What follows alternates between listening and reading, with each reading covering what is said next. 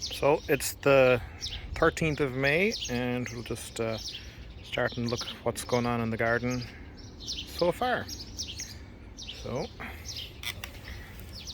same old garden from last year, of course. A couple of changes so far this year. Things moved around, of course. I'm doing potatoes in grow bags this year because they take up an awful lot of space in the garden. And so with the grow bags I can just kind of move them around as necessary. So I so far have 8 bags filled with potatoes. This is chives from last year. They just popped up. I'll have to clear out a bunch of those. Peas not doing great this year. I decided to direct sow, which I knew was a bad idea, but I decided to try it anyway. The first bunch did not grow at all, and the second I put in a couple of weeks ago, and as you can see, these are holes from where the birds have just been digging out the seedlings. So there's a few seedlings in there that the birds seem to have missed. Once they get too big to pull out, they stay there. But generally, it's not been looking good for peas this year. Oh well, there's spuds. This is the garlic that got sowed in October. There's 3 different varieties, which is why they're different sizes. Of course, the tags wore off over the winter. So those go in October. You cover the whole lot with mulch. I just use the fallen leaves from the trees as my mulch, and that's it. You're just trying to keep the frost off the tips. There's a cluster of tomatoes growing back there. That's from the compost. Here we have, these are all onions up front, a variety called Walla Walla. The initial batch I grew did not grow well at all, and so I had to restart. So I lost a month, 6 weeks of growing.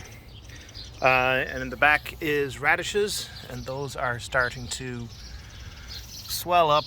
They're multi-sown, but basically these will be done in about 2 weeks' time. They'll have done their business. Down in this bed, this is more onions. So because the first batch of onions didn't grow well, I got some sets and set those. So those are going to go, they're going to want to go to flower right away. So they're not going to make very big bulbs, but at least I'll have a bunch. And some small bunching onions, again, they didn't do very well so far. These are various cucurbits back there, so squashes and pumpkins and cantaloupes and cucumbers. So what I'm going to do this year is I'll make like a cage so that they can grow in an arch. This is kohlrabi. I like kohlrabi. These will be done probably at the end of June, and then this will be cleared out a bit more space for something else. That's some dill weed that just self-seeded from some seeds that were in the soil, and it could stay there because the dill I tried to grow from seedlings didn't grow well at all.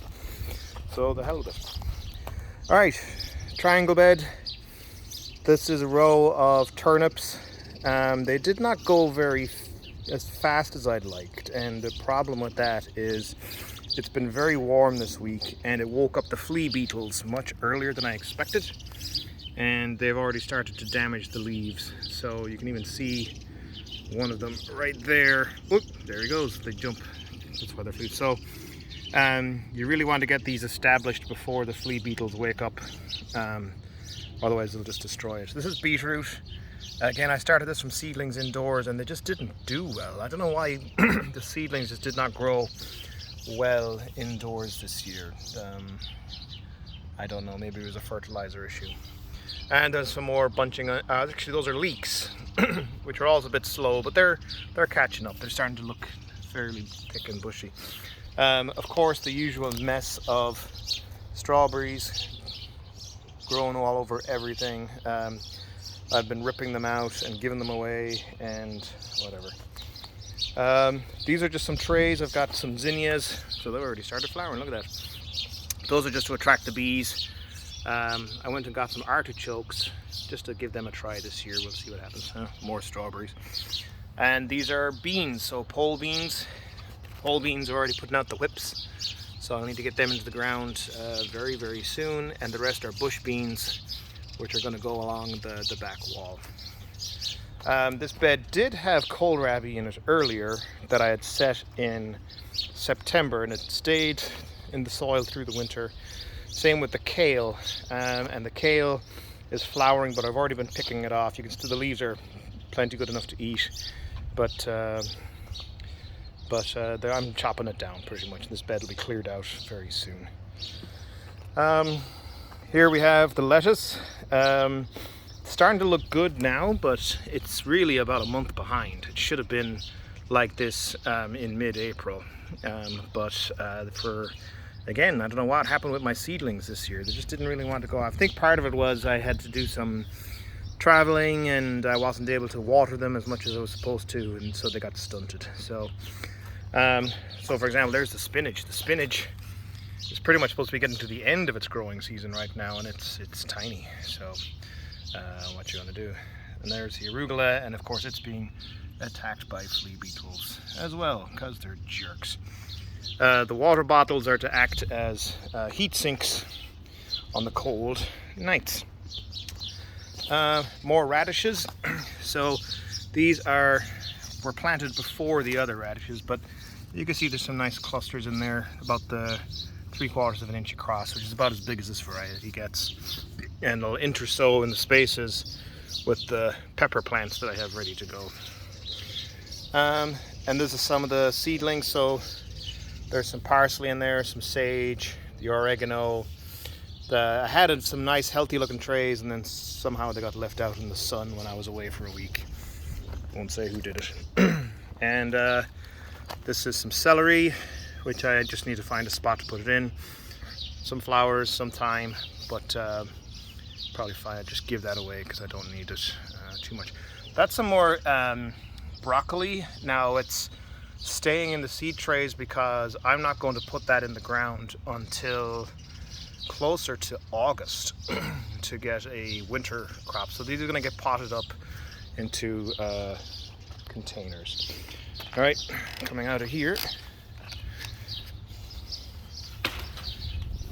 And just a quick look at the other seedlings. Nice crop of dandelions, but that's fine.